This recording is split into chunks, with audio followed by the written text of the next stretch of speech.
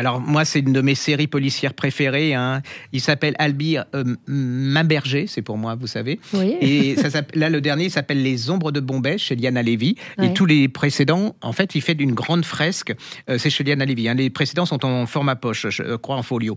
En fait, il est d'origine, il est anglais, mais d'origine indienne et anglaise de souche, comme on dit. Hein. Oui, comme c'est souvent le cas. Et c'est un couple d'inspecteurs. Alors, il y a l'inspecteur anglais, vous savez, bien sûr, il est roux, genre écossais, la caricature. Et puis à côté, il a son inspecteur, lui, il est indien. Et en fait, comme raconte l'auteur, c'est lui-même. C'est-à-dire qu'à travers les deux personnages, il a le côté indien et le côté anglais. Voilà, il a permis, il a donné.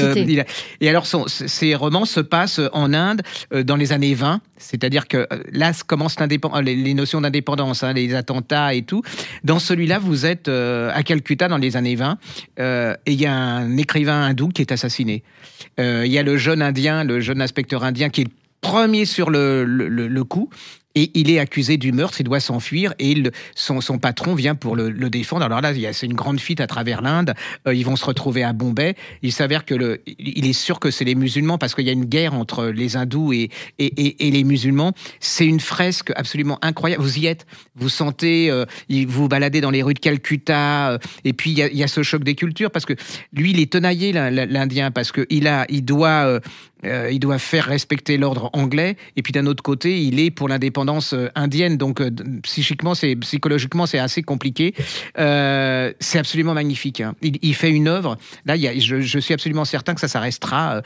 Vous avez une histoire de l'Inde à travers ces deux personnages et des crimes qui abordent des sujets différents à travers chaque roman. C'est somptueux, c'est intelligent. Il y a du recul, il y a de l'humour. En plus, il y a du recul, c'est-à-dire qu'il analyse bien la situation. La situation de cette double identité. Voilà, absolument. Et puis, vous découvrez parce qu'en fait, personne connaît beaucoup cette période 1920 jusqu'à l'indépendance. Vous allez découvrir Gandhi, vous allez découvrir la violence, hein, et puis le côté aussi pauvre, mais aussi somptueux de l'Inde. Ces deux personnages sont hyper attachants. Ne passez pas à côté de cette série, parce que pour moi, c'est une des plus belles...